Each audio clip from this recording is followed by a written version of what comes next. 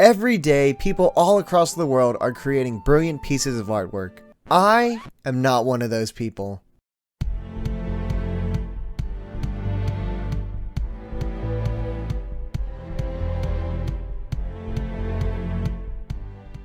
You know, all things considered, I think I did a pretty good job.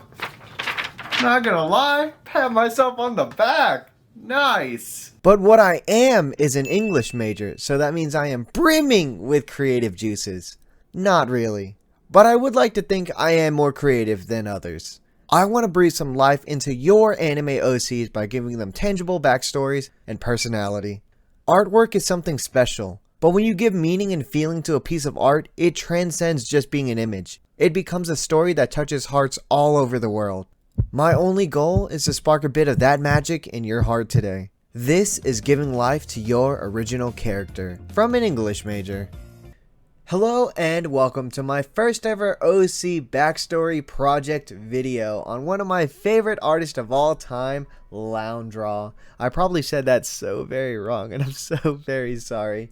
But seriously, this artist is one of the most talented individuals on the planet. I'm going to make that claim right now. Like, if you enjoyed this piece of artwork, this is only the tip of the iceberg. I'm going to leave their socials down below so you can check out more of their god-like work, because you are going to fall in love, I tell you. But anyways, let's get started.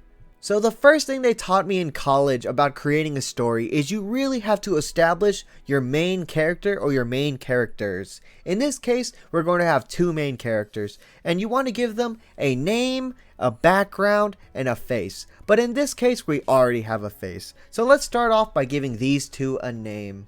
So first off, we have this lovely lady right here, and I'm going to give her the beautiful name of Hinata. I'm very sorry, I don't have like a drawing tablet, so this is going to be all from mouse. But yes, this is going to be her name, Hinata. It means a warm ray of sunlight in Japanese, and I might have gotten that name from the background. You know, I saw it, I'm just like, I think that fits, but you know what, let's not worry about it, okay?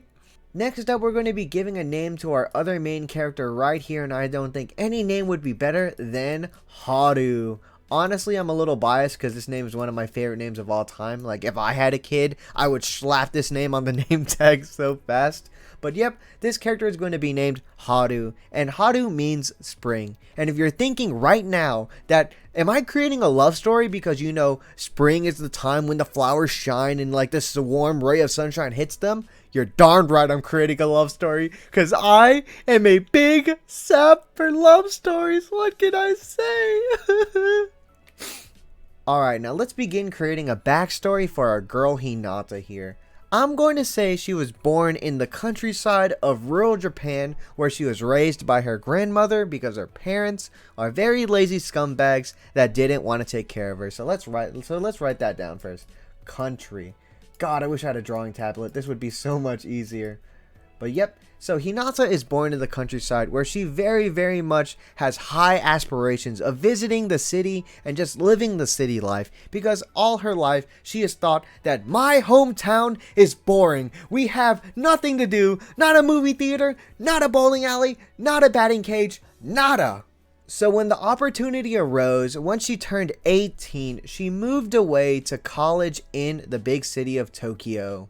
During Hinata's time in college, she met our other main character, Haru, who is nothing but a city boy. He has been raised and born in the city of Tokyo, Japan. And let me tell you, he has a very strange fascination with the countryside. So it's very reasonable that Haru and Hinata got along, because you know what they say, opposites attract. Haru loved it when Hinata talked about her hometown and how boring it was and how there was really nothing to do, while Hinata really enjoyed all the wonderful stories that Haru had growing up in the city.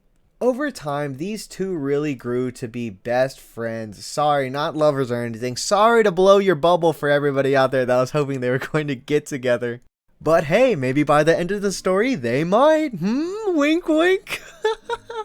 Alright, we have successfully given Haru and Hinata a backstory. Hinata is obviously a little more fleshed out because I'm going to make her the main lead, while Haru is just a secondary lead to it all.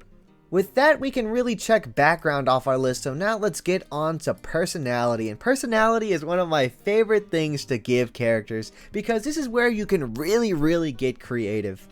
So the personality I want to give Hinata is a very headstrong kind of character. She really wants to dive in and really accomplish everything by herself. She wants to be that strong girl that everybody can depend on, whose emotions will not overcome her, whose emotions will not come to the surface very often. Like, if you ever see Hinata cry, it must be an overwhelming experience.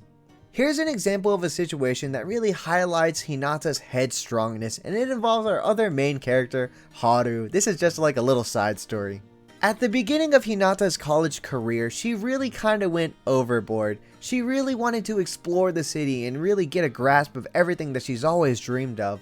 But that kind of led her into a pinch. You see, she kind of went overboard and spent a little too much exploring the city with her friends, and it kind of led her to where she had to pick up a part-time job. But she didn't want to let that get in the way of her, like, her school time, her time with her friends, the time she got to hang out, her clubs, and everything else involved. She really wanted to be that strong person that could carry it all, but she couldn't be. He adamantly pays for some of the smaller meals that Hinata gets when they go out with their friends. He takes notes for her in class so that she won't fall behind. After a bit of time, Hinata was able to get a grasp of her financial situation and really rein it back in. She was, however, very grateful for Haru and everything that he's done for her. This all culminates to a very cute situation where Hinata gives a gift to Haru as a thank you for everything that he's done for her.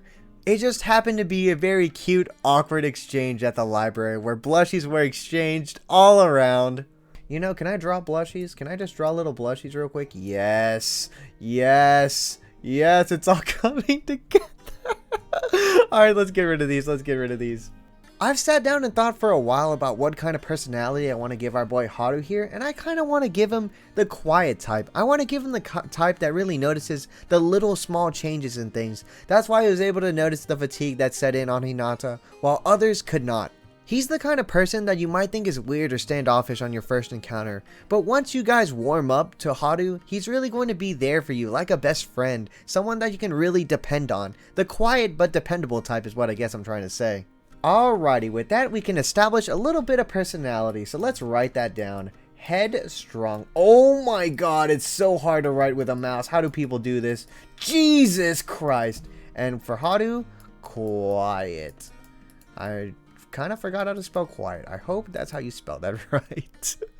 And with that, we have successfully established a background and a personality. That only leads to one thing left to do. We now have to establish what led Hinata and Haru to this situation right here in this piece of artwork.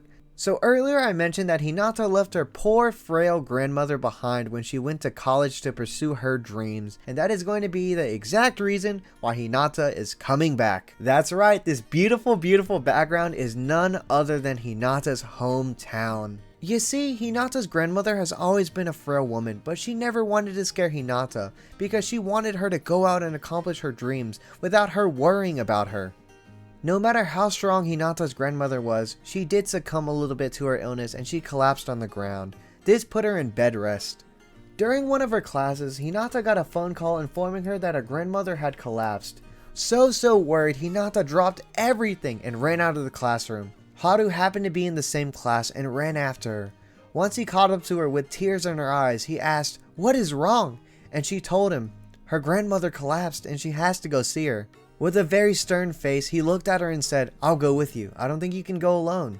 Her mind was in such a disarrayed state that Hinata could do nothing but shake her head and agree. That evening, Hinata and Haru took the fastest train back to her hometown. During the ride there, Hinata fell asleep and Haru looked over. He could easily tell that Hinata was worried to death, and out of nowhere a tear shed from her eyes. He knew that she must have been having an awful dream about her grandmother. When the doors on the train finally opened, Hinata sprinted out as fast as she could to go see her grandmother. Hinata ran as fast as possible until she made it to the base of a hill with stone steps that led to the local hospital overlooking the ocean. Behind her, Haru yelled, "Hinata, wait!" She turned saying, "What is it?" He looked at her with caring eyes and asked, "Are you going to be okay?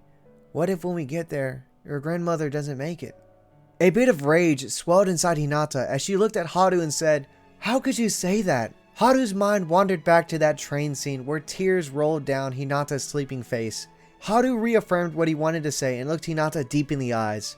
You've always been this person that never shared your burdens with anyone, even when they were crushing you. I'm just so worried that this might break you if the worst comes to worst, and I just want to say that you can share your burdens with me. You can rest your burdens with me. At that very moment, a fierce wave struck the side of the hill that caused Haru's head to turn, but at the same time, a very quiet voice spoke. There's no time to argue when there's a gorgeous sunset about. Hinata turned, her eyes met with her grandmother in a wheelchair outside the hospital doors with a big smile on her face. And with that, I'm going to conclude this OC backstory project. This was so much fun to really let my creative ideas flow out from this one image, and I really hope you enjoyed. I think the saddest thing about original characters is that once you get a look at them and you really begin to fall in love with their character, there's not much more to go on. I genuinely hope that this OC backstory touched your heart even a little bit. And hey, if you really enjoyed it, please consider subscribing down below because I would love to do more videos like this. And hey, if you have an OC you want me to give a backstory on, consider DMing me on Twitter at BreathyYT and I might even make a video on it. But with that, that's all I really have for you today. I'm Breathy, your local anime YouTuber, signing off for now, and I'll catch you in the next video. Goodbye!